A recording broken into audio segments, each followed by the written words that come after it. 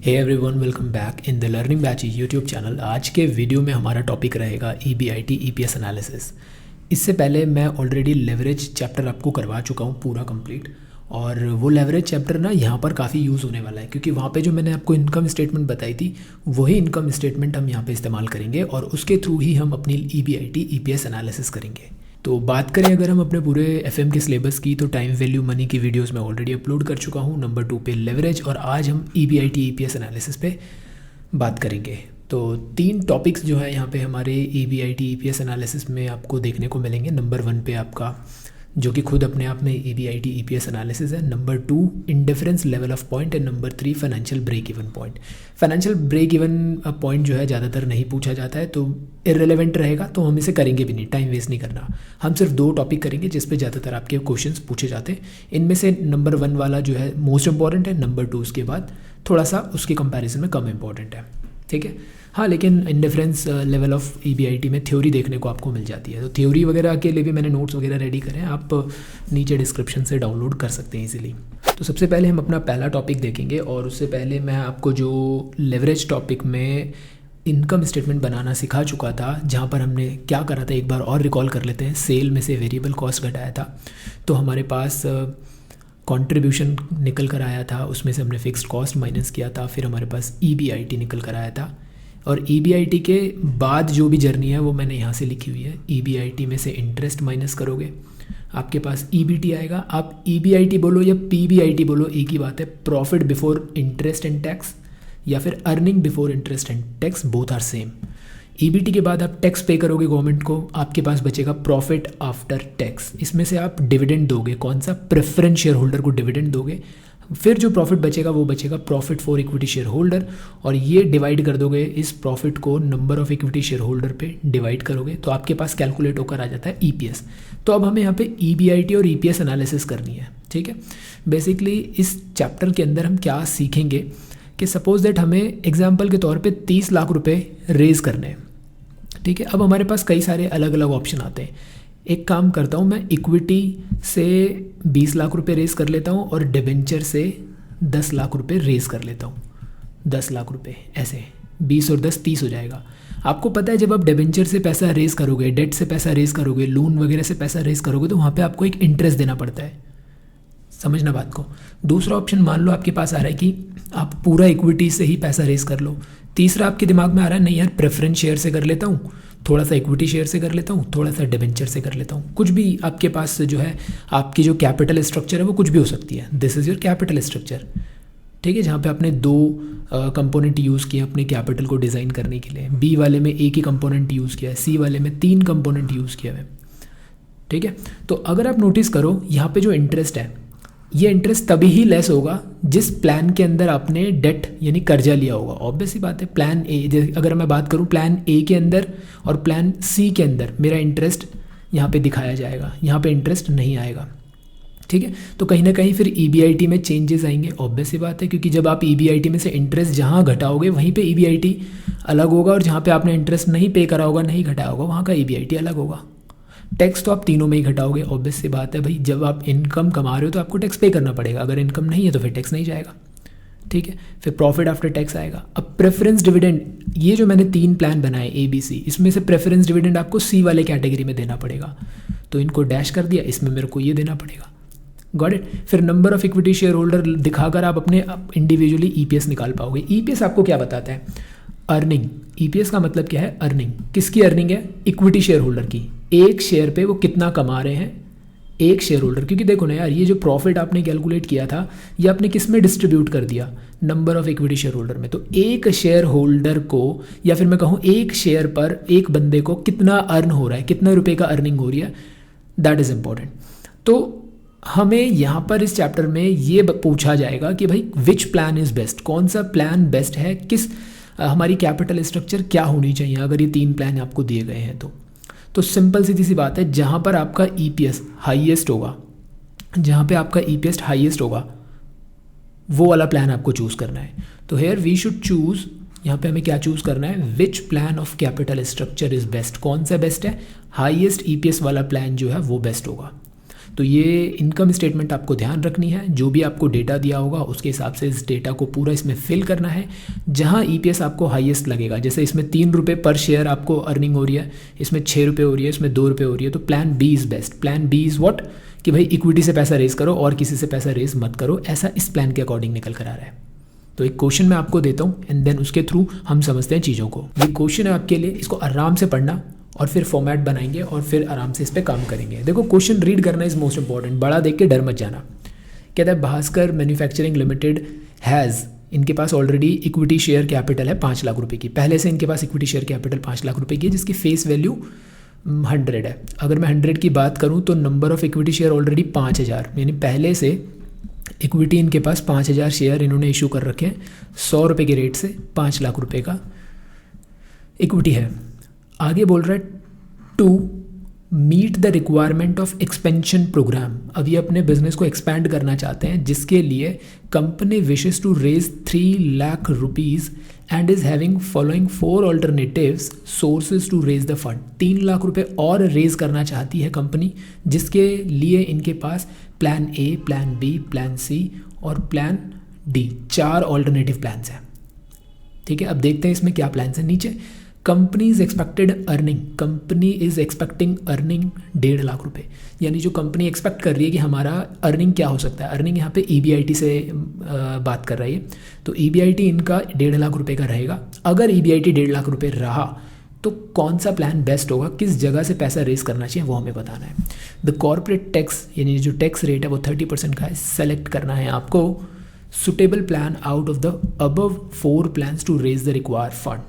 Simple सा question है, एक बार हम फटाफट से यहाँ देख लेते हैं प्लान ए बी सी में क्या है। तो plan A, plan B, plan C और प्लान डी। ठीक है, ए के अंदर बोल रहा है to have full money from equity share at par, तो ये पूरा का पूरा इक्विटी शेयर से पैसा रेज करना चाहते हैं और इक्विटी जो इशू करेंगे वो पार पे करेंगे।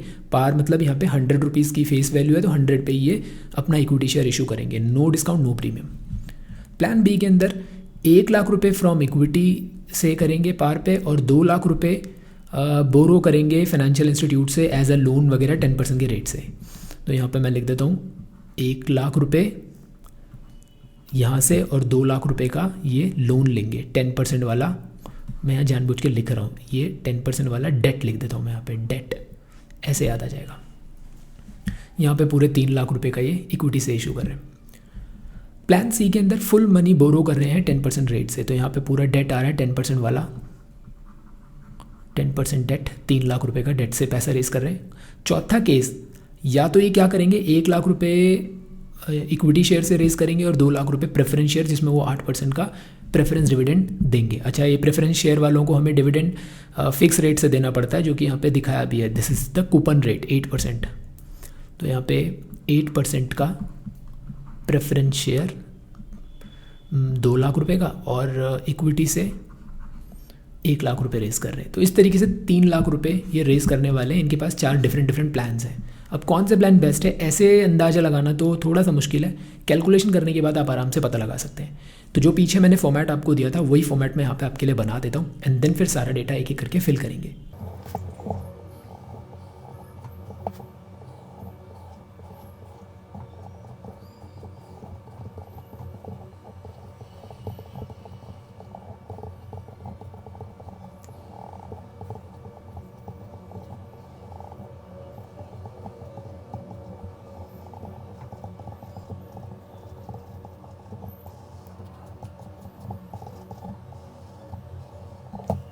तो फॉर्मेट आपके लिए मैंने रेडी कर दिया है, कैलकुलेशन ऑफ ईपीएस। सारा देखो एक बार, ईबीआईटी में से इंटरेस्ट घटेगा, ईबीटी निकलेगा, टैक्स घटेगा, पैट निकलेगा, PAT PAT means profit after tax, preference dividend minus करोगे आपके पास आएगा profit for equity share holder, divide करोगे number of equity share holder से एंड आपके पास निकल कर आएगा ईपीएस। तो हमें पता है कि हमारे पास जो ईबीआईटी है वो 1.5 लाख रुपये का है, तो 1.5 लाख रुपये, मैं एक बार पेन चेंज कर देता हूँ यहाँ पे, 1.5 लाख रुपये ये हमारा ईपीएस है। ठीक है, मैं आपको सारे ही करके दिखा रहा हूँ, डोंट वरी। तो 1.5 लाख, 1.5 लाख, 1.5 लाख, चारों ही केस में हमारा ईपीएस 1.5 लाख ही रखा हुआ है। ठीक है, तो अब अगर आप नोटिस करो तो पहले वाले में तो इंटरेस्ट पे नहीं करना क्योंकि हमने इक्विटी से पैसा रेज करा हुआ है। बी वाले में, सी वाले में, दो जगह इंटरेस्ट जाएगा। डी वाले में इंटरेस्ट नहीं है, डी वाले में प्रेफरेंस शेयर है, तो प्रेफरेंस डिविडेंड है वो। तो अगर आपने 2 लाख रुपए रेज करे हैं डिबेंचर से या बोरोइंग से 10% के रेट से, तो 20,000 रुपये का ब्याज आपका यहाँ पे पे करना है आपको ऐसे। सी वाले में पूरे 3 लाख रुपए आपने कर्जे से रेज करे हैं, कर्जा लेके 10% के रेट से, तो 30,000 रुपये का आपका 30,000 रुपये का आपका ब्याज बनेगा। एंड यहाँ पे कोई ब्याज नहीं है। तो ईबीटी कितना आएगा इस केस में? 1.5 लाख का 1.5 लाख रहेगा ईबीटी। इस केस में 1,30,000 हो जाएगा। इस केस में आपका 120 हो जाएगा। इस केस में 1,50,000 ही हो जाएगा। टैक्स आपका जो है यहाँ पे कितना था? 30% का टैक्स रेट था। तो 30% जो आपने प्रॉफिट कमाया हुआ है, जो अभी आपका प्रॉफिट है यहाँ पे रिसेंट 1.5 लाख का, 150 का 30%, 15 3 45 45,000, 13 3 39 39,000 ये टैक्स पे करना है आपको। एंड 12 3 36 36,000 का टैक्स, एंड 15 3 45 45,000 का टैक्स। तो कितना बचेगा आपके हाथ में जो प्रॉफिट बचेगा टैक्स पे करने के बाद? 1,05,000, बिल्कुल सही। यहाँ पे बचेगा 30 गया तो 91, यहाँ बचेगा 16 84 बचेगा मेरे ख्याल से, क्योंकि 20 ये चला गया, 16 बचा, 90 4 6 जाएगा, 84,000 बचेगा। अगर मैं गलत हूँ तो प्लीज़ मुझे बता देना, मेरे को तो 84 सही लग रहा है यहाँ पे। मैं बिना कैलकुलेटर कर रहा हूँ ना, दिमाग में ही कर रहा हूँ। तो एक बार दोबारा से चेक कर लेता हूँ। 8 3 11 1 10 और 1 20, ठीक है। फिर यहाँ पे दोबारा से 1,05,000 बचेगा, करेक्ट। अब प्रेफरेंस डिविडेंड अगर आप नोटिस करो तो प्रेफरेंस डिविडेंड सिर्फ और सिर्फ डी वाले केस में, लास्ट वाले केस में प्रेफरेंस डिविडेंड यहाँ पर 2 लाख रुपए का। तो 2 लाख रुपए आपने प्रेफरेंस डिविडेंड से रेज करें, जिनको आपने बोला है कि हम आपको 8% का डिविडेंड पे करेंगे हर साल। तो इस बार अगर आपने, इसमें तो डिविडेंड है नहीं, इसमें भी नहीं है, इसमें भी नहीं है, तो लास्ट वाले में 8% कितना बनेगा? 8 टू 16,000 बनेगा, ठीक है। तो आपके पास जो प्रॉफिट बचेगा इक्विटी शेयर होल्डरों के लिए वो ये तो 1,05,000 है, ये 99 91 एज इट इज, ये 84 और ये बचेगा 6 जाएगा 99 89,000। ये लो जी, got it.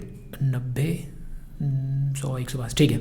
Number of equity share holder, देखो प्लान ए के अंदर अभी आपके पास कितने इक्विटी शेयर होल्डर हैं? तो अब खुद सोचो, जब 3 लाख रुपए के आपने इक्विटी से 3 लाख रुपए रेज करें हैं, आपको पता है एक शेयर आपका 100 का था, तो नंबर कितने बनेंगे? ऑब्वियस ही बात है 3,000। तो पहले केस में 3,000 आपके इक्विटी शेयर होल्डर हैं, लेकिन क्योंकि आपके पास पहले से भी इक्विटी शेयर होल्डर्स थे, तो ये जो प्रॉफिट आपने कमाया है ये पहले वाले इक्विटी शेयर और प्लस जो आपने अभी और रेज करे हैं दोनों के लिए हैं। तो मतलब 3,000 प्लस 5,000 8,000 हमारे इक्विटी शेयर होल्डर हैं जिनको ये प्रॉफिट बटेगा। केस नंबर 2 में 1 लाख का आपने इक्विटी शेयर से पैसा रेज करा है, मतलब 1,000 इक्विटी शेयर हैं, 100 रुपये ईच, तो 1,000 एंड प्लस 5,000 6,000 लोगों में ये बटेगा ये प्रॉफिट जो है 91,000 का। दूसरे केस में आपने नया इक्विटी रेज नहीं करा, लेकिन पहले से तो इक्विटी है ना, ये जो प्रॉफिट है ये उन्हीं इक्विटी शेयर होल्डर वालों के लिए है जो कि थे हमारे 5,000, तो उसको भूलना नहीं है आपको। हाँ, अगर आपका जैसे आप कई बच्चों के दिमाग में आएगा, अगर हमारे पास पहले से कोई डेट होता तो यस ऑब्वियस ही बात है इंटरेस्ट फिर डबल होता। एक तो जो अभी आपने लेटेस्ट डेट लिया है वो, प्लस अगर पहले से चल रहा है तो वो भाई डेट इंटरेस्ट तो चुकाओगे ना आप, तो ये चीज़ का ध्यान रखना है आपको। लास्ट वाले केस में हमने इक्विटी 1 लाख मतलब 1,000 इक्विटी 100 रुपये ईच हमने इशू करा है, तो 1,000 एंड प्लस पहले से 5 तो टोटल 6,000। अब हम इसे फटाफट से डिवाइड कर लेते हैं और ईपीएस निकालते हैं। जहाँ पे ईपीएस ज़्यादा होगा वो प्लान हमारा बेस्ट होगा। ये लो जी, ये रहा हमारा कैलकुलेटर, प्यारा सा कैलकुलेटर। तो पहले वाले केस में 1,05,000 डिवाइडेड बाय 8,000, तो ये आएगा 13.125। मैं लिख देता हूँ 13.125, 13.125 ये रुपीज़ में आता है, याद रखना है, ठीक है। सारे रुपीज़ है बेसिकली, ये नंबर ऑफ शेयर होल्डर ये रुपीज़ नहीं है, ठीक है, बाकी तो सभी रुपीज़ है। तो लास्ट में मैं रुपीज़ लिख देता हूँ, बेटर लगेगा। फिर है 91,000 डिवाइडेड बाय 6,000, तो ये आ रहा है 15.166 167 कर देंगे, कोई दिक्कत नहीं है। तो 15.167 15.167 3 डिजिट ले रहा हूँ मैं, आप 2 डिजिट से भी कर सकते हो, नो प्रॉब्लम। नेक्स्ट है 84,000 डिवाइडेड बाय 5,000, 16.8, तो 16.8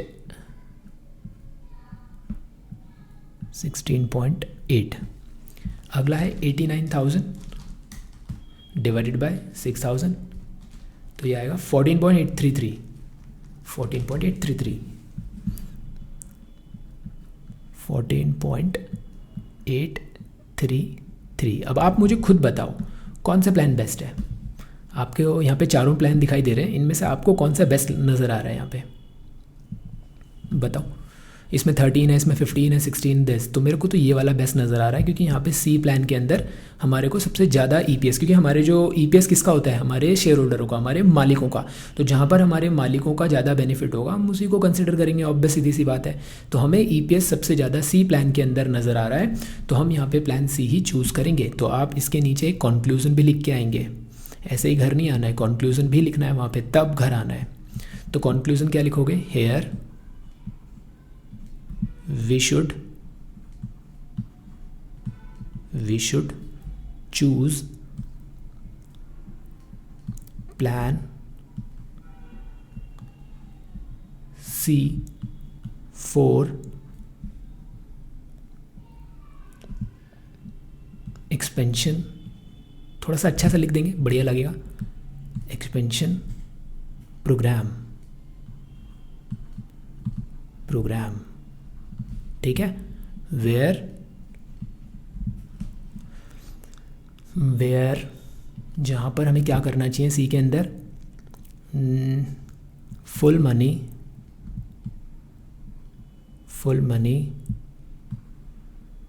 should be raised using 10% debt, 10% borrowing, ठीक है। तो हमें ये भी बताना है कि सी प्लान हम चूज़ कर रहे हैं जहाँ पे हम जो बोरोइंग है 10% वाली उसको चूज़ करके अपना पैसा रेज कर रहे हैं। तो इस तरीके से आप लिख के आ सकते हो, ठीक है। तो होपफुली आपको ये समझ आया होगा, बहुत अच्छा ईजी है और आपको देखने को मिलेगा ये पेपर के अंदर। एक क्वेश्चन और है मेरे पास, सेम ऐसे ही आप करेंगे, उसको खुद ट्राई। ये है जी क्वेश्चन, अब एक बार इसे पढ़ा देता हूँ मैं आपके सामने और थोड़ा सा देखते हैं क्या कुछ इसमें, अगर मुझे ऐसा पॉइंट दिखता है कि जो आप नहीं कर पाओगे तो मैं करूँगा, अदरवाइज़ आपको खुद ही करना पड़ेगा। देखते हैं।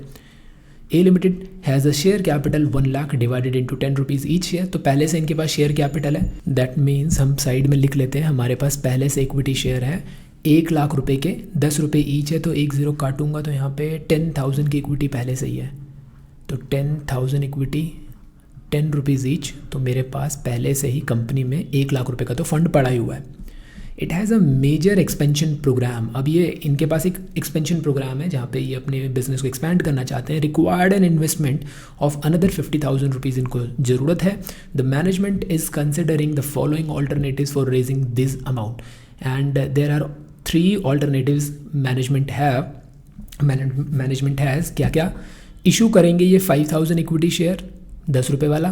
तो पहले वाले केस में प्लान ए के अंदर, प्लान बी के अंदर और प्लान सी के अंदर क्या है देख लेते हैं एक बार। तो इक्विटी से पैसा रेज करेंगे पूरे के पूरे 5,000 इक्विटी 10 रुपये ईच, मतलब 50,000 रुपये ये इस तरीके से रेज करेंगे। दूसरे में क्या कर रहे हैं, दूसरे में प्रेफरेंस शेयर से रेज कर रहे हैं 12% वाला, तो 12% का प्रेफरेंस शेयर, पूरा 50,000 ये प्रेफरेंस शेयर से रेज करेंगे। तीसरे केस में ये डिबेंचर से 10% के डिबेंचर से रेज कर रहे हैं, 10% डिबेंचर से रेज कर रहे हैं, जो कि पूरा 50,000 यहाँ से आएगा। नीचे बोलता है कंपनीज प्रेजेंट EBIT, कंपनी का अभी का जो EBIT है वो 40,000 पर एनम का है, यानी हर साल ये ऑन एन एवरेज मतलब 40,000 रुपये अर्निंग कर ले रहे हैं अपना वेरिएबल कॉस्ट और फिक्स कॉस्ट घटाने के बाद इनका प्रॉफिट है ये। सब्जेक्ट टू 30%, जिसमें 30% भी अभी कटना बाकी है, यानी ये टैक्स रेट आपको दिया हुआ है। You are required to calculate the effect of each of the above financial plan on the earning per share. कहता है कि ये बताइए कि अर्निंग पर शेयर पे ये जो 3 प्लान ऊपर दिए गए हैं इन पे क्या प्रभाव पड़ेगा EPS पे। तो आपको पूरी स्टेटमेंट बनानी है, तीनों का EPS कैलकुलेट करना है और बता देना है। लेकिन साथ में एक चीज़ और बोल रहा है, प्रेज्यूम करना है आपको, मतलब एज्यूम करना है कि EBIT continues to be the same even after expansion, यानी एक्सपेंशन के बाद हमारा EBIT 40 ही रहेगा। तो आपको EBIT 40,000 मानते हुए अपना आंसर देना है, कंक्लूजन देना है कि विच प्लान इज़ बेस्ट।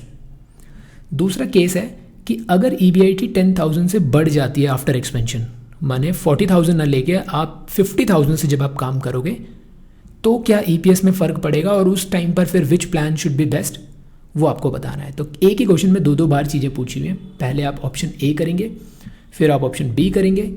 पहले ऑप्शन ए में आप अपना EBIT तीनों केस के अंदर कितना रखेंगे, 40,000, 40,000, 40,000।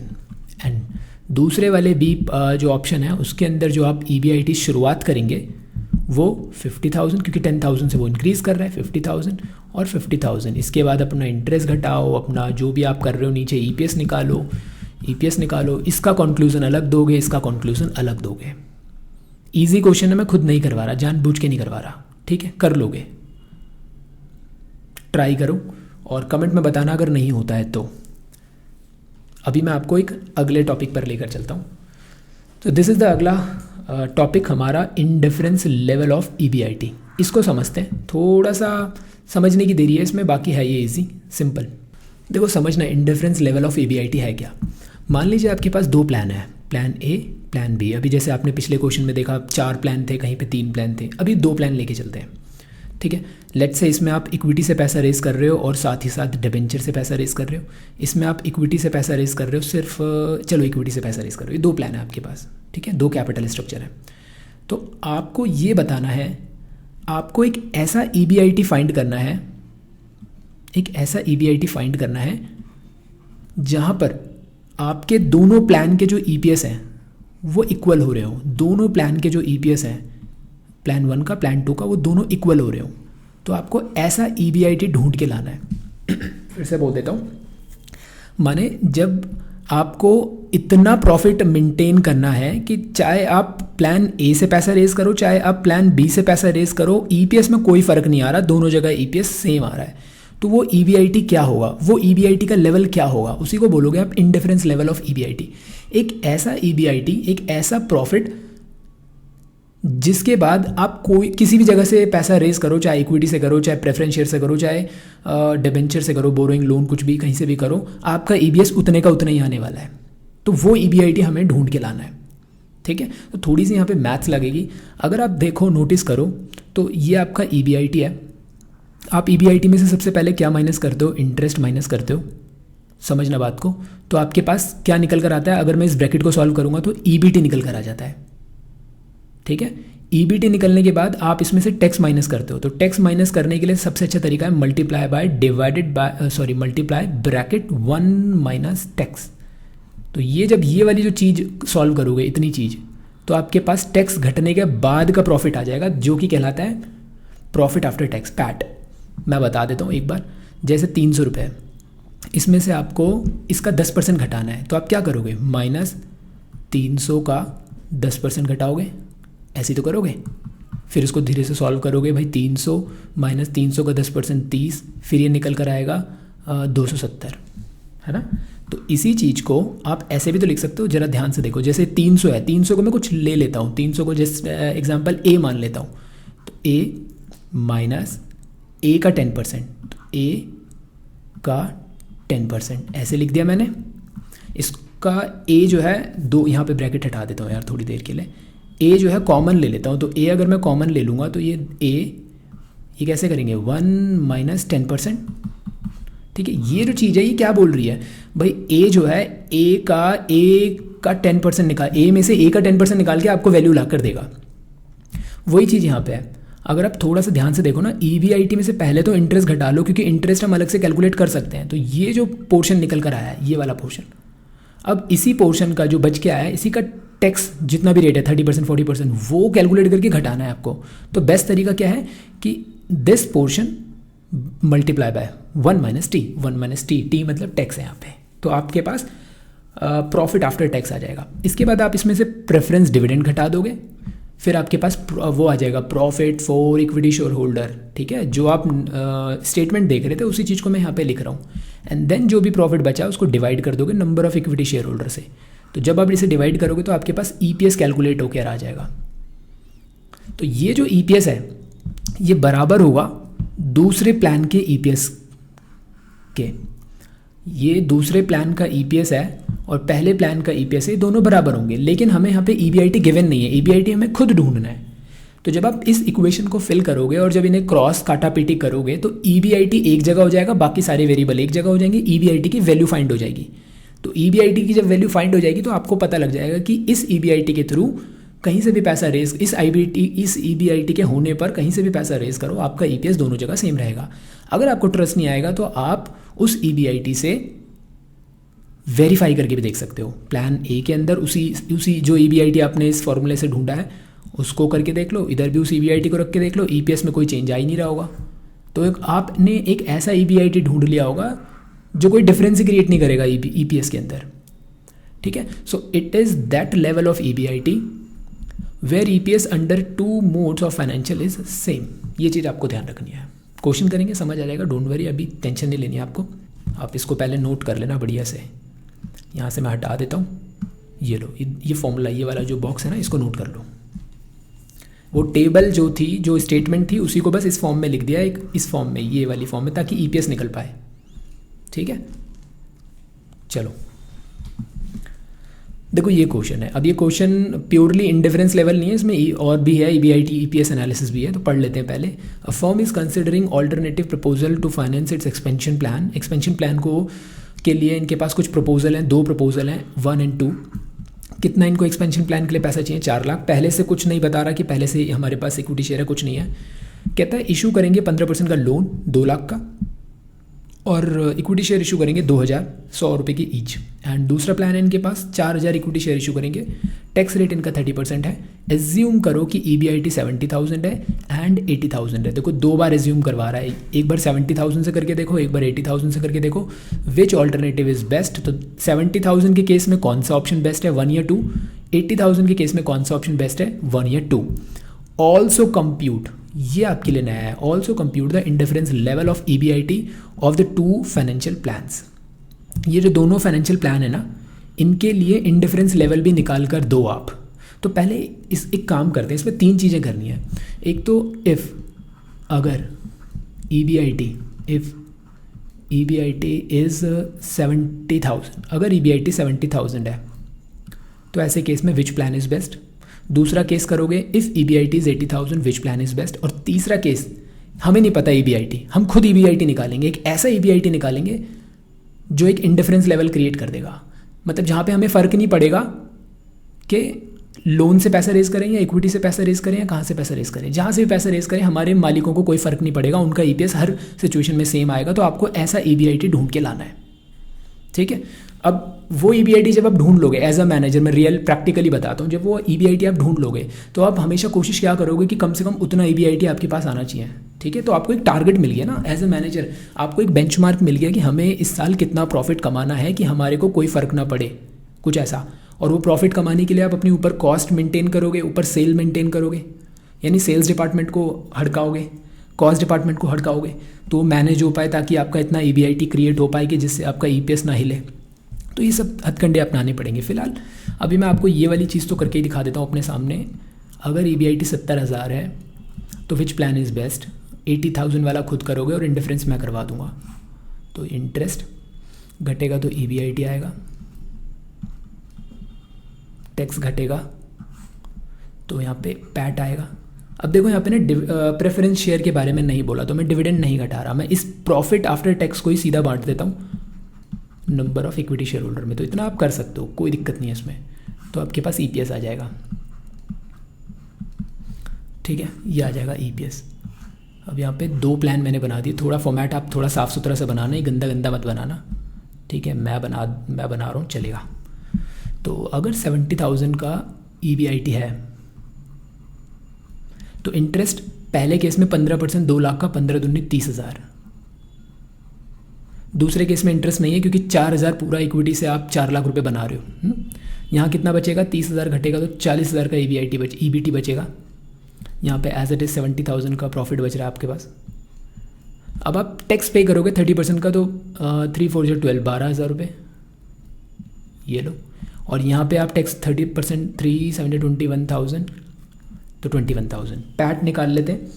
40 में से 12 गया तो ये बचेगा तुम्हारा मेरे ख्याल से 8 और 28 बचेगा, 28,000। यहाँ पर अगर हम देखें तो 50, ये 49,000 बचेगा। यहाँ पे आपके पास शेयर्स पहले वाले केस में 2,000 रहेंगे, दूसरे वाले केस में 4,000 रहेंगे।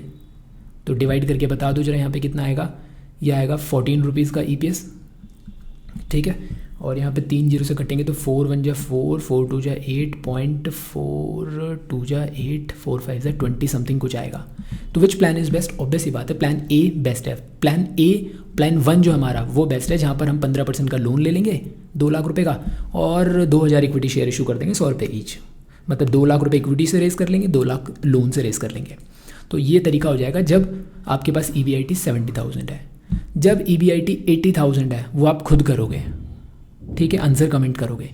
लेकिन अब हमें नहीं पता कि EBIT कितनी है, अब हमें EBIT ढूंढनी है, लेकिन एक ऐसा EBIT ढूंढना है जहाँ पर हमारा EPS इक्वल हो, EPS में कोई फ़र्क ना पड़ रहा हो। तो ध्यान से देखना, ये लगाया मैंने यहाँ पे इक्वल टू। ये पहला पोर्शन है जिसमें मैं प्लान 1 जो है मेरा उसका EPS फाइंड कर रहा हूँ। तो मेरा जो भी EBIT है, अब मुझे तो पता नहीं है मेरा EBIT क्या रहेगा, वो तो मुझे खुद ही ढूंढना है। उसमें से माइनस करूँगा मैं इंटरेस्ट। ये जो इंटरेस्ट घट के आएगा इसमें से मैं टैक्स लेस करूँगा 1 - T करके, और प्रेफरेंस डिविडेंड है नहीं तो मैं माइनस कर ही नहीं रहा। जो भी बचेगा वो डिवाइड कर दूंगा number of equity share holder पे। सेम यही काम मैं दूसरी जगह भी कर देता हूँ। EBIT आप यहाँ पे नीचे ना 2 भी लिख सकते हो EBIT, जैसे कि number of equity share holder 1 plan के लिए, 2 प्लान के लिए, बट ना भी लिखो तो भी चल जाएगा, आप ऐसे ही कर लो, बेटर है। 10 मल्टीप्लाई बाय 1 - टैक्स अपॉन में number of equity share holder, ठीक है जी। इसके अलावा अब इनमें हम वैल्यू पुट करेंगे और डेटा भरते हैं। तो भरवाओ जी डेटा फटाफट। EBIT हमें नहीं पता, माइनस इंटरेस्ट, पहले केस में इंटरेस्ट अगर आप यहीं से देख लो, यहाँ से ही देख लेते हैं, कोई बात नहीं, एक ही बात है, इंटरेस्ट तो वही रहेगा ना। इंटरेस्ट पहले केस में कितना है? 2 लाख का 15%, 30,000। तो मैं ये 30,000 लिख देता हूँ। मल्टीप्लाई बाय 1 - टैक्स रेट है 30% ना, तो 1 - 0.3 हो जाएगा ये परसेंटेज हटा के, and divide by number of equity share. पहले केस में हमारे 2,000 हैं, अगर आप ध्यान से देखो तो। इधर चलते हैं, EBIT हमें नहीं पता, माइनस इंटरेस्ट, दूसरे केस में इंटरेस्ट है ही नहीं तो 0 रख लेते हैं, एंड सीधा इसमें यही मल्टीप्लाई कर देता हूँ 1 - टैक्स। तो टैक्स हमारा कितना है? 30% का।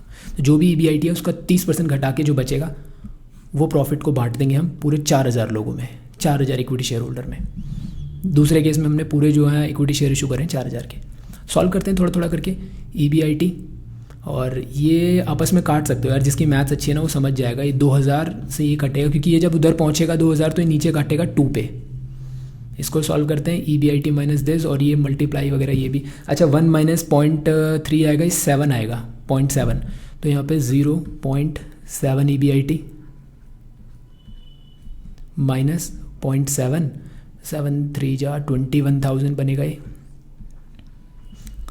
इक्वल्स टू, नीचे की चीज़ तो उधर का जाके कट ही चुकी है, ये बचेगा EBIT इंटू 0.7 करेंगे तो ये 0.7 EBIT अपॉन में 2 भी रहेगा यहाँ पे, ठीक है। अब ये जो 2 है इसको इधर भेज देते हैं और ये मल्टीप्लाई हो जाएगा, तो 7 2 जा 14, 1.4 EBIT माइनस 21 2 जा 42,000। थोड़ी सी मैथ्स आनी पड़ेगी यार यहाँ पे। ये बचेगा 0.7 EBIT, ठीक है बॉस। अब 42 को इधर भेज देते हैं और इसको इधर ले आते हैं, तो ये घट के बचेगा 0.7 EBIT इक्वल्स टू 42,000, एंड यहाँ पे बनेगा EBIT इक्वल्स टू 42 अपॉन में 42,000 अपॉन में 0.7 जब आप करोगे तो 7 6 जा 60,000 आएगा ये शायद, ठीक है। तो EBIT इज़ व्हाट 60,000। अगर आप 60,000 का EBIT लेकर आप आते हो, अगर आपने इतना प्रॉफिट कमा लिया तो EPS पे कोई फ़र्क नहीं पड़ेगा, जहाँ मर्जी से आप पैसा रेस कर लो, लोन से, इक्विटी शेयर से, प्रेफरेंस शेयर से, कहीं से भी। प्रेफरेंस शेयर तो नहीं बोलूँगा क्योंकि मैंने प्रेफरेंस शेयर को यहाँ पे कंसिडर नहीं करा है। तो ये चीज़ है। अगर आपको यकीन नहीं आ रहा तो ये जो 70 लिखा है ना, यहाँ पे एक बार 60 लिखो और 60 लिख के देखो, दोनों EPS सेम आ रहे होंगे। ये आपका होमवर्क है, ठीक। और ये कंक्लूजन है आपका, जिसमें हमने EBIT EPS एनालिसिस किया, जिसमें टेबल आपको फिल करी थी। जिस जगह EPS हाईएस्ट होगा वो आपका प्लान बेस्ट होगा, उस जगह वो कैपिटल स्ट्रक्चर आपको चूज़ करनी है, वहाँ से आपको पैसा रेस करना है। फाइनेंशियल ब्रेक इवन मैंने नहीं पढ़ाया, लेकिन मैं आपको जाते जाते बता दूंगा फाइनेंशियल ब्रेक इवन पॉइंट क्या होता है। इंडिफरेंस लेवल ऑफ EBIT मैंने बता दिया, एक ऐसा EBIT जहाँ पर दोनों प्लान के EPS जो है वो इक्वल होंगे, कोई फ़र्क नहीं पड़ेगा EPS के अंदर। तो ऐसा EBIT आपको अपनी कंपनी का पता होना चाहिए कि एटलीस्ट इतना प्रॉफिट अगर हमने कमा लिया तो हम कहीं से भी पैसा रेस कर रहे हैं, हमें कोई फ़र्क नहीं पड़ता, हम आराम से इंटरेस्ट पे कर देंगे, हम आराम से डिविडेंड पे कर देंगे, मालिकों के इनकम पे कोई फ़र्क नहीं पड़ेगा। ठीक, आप बस इन दोनों को प्रिपेयर करो एग्जाम्स के लिए। एग्जाम ओरिएंटेड वीडियोस हैं तो मैं ज़्यादा चीज़ें लाऊंगा तो फिर बेकार हो जाएगा। ठीक है, तो कैसे लगी वीडियो आप नीचे कमेंट्स ज़रूर करके बताना, और धीरे धीरे मैं अपनी वीडियोस की क्वालिटीज़ और अच्छे से करूँगा। जो भी इंप्रूवमेंट और होना चाहिए आप मुझे ज़रूर बताएं। और अभी कैमरा वगैरह की फैसिलिटी नहीं है तो मैं वीडियो पर नहीं आ पा रहा हूँ, थोड़ा सा उसके लिए माफ़ी चाहूँगा। जो भी है अपने फीडबैक्स दें, सुझाव जो भी हैं अपने कमेंट्स में मुझे ज़रूर लिख कर दें, मेरे को और क्या इंप्रूव करना है। वीडियो को शेयर ज़रूर करना, लाइक डिसलाइक जो आपका मन करे वो ज़रूर करना, चैनल को सब्सक्राइब भी कर लेना, रिक्वेस्ट है आप सभी से। मिलते हैं नेक्स्ट वीडियो में एक नए टॉपिक और एक नए एनर्जी के साथ। Till then keep practice, take care, bye bye.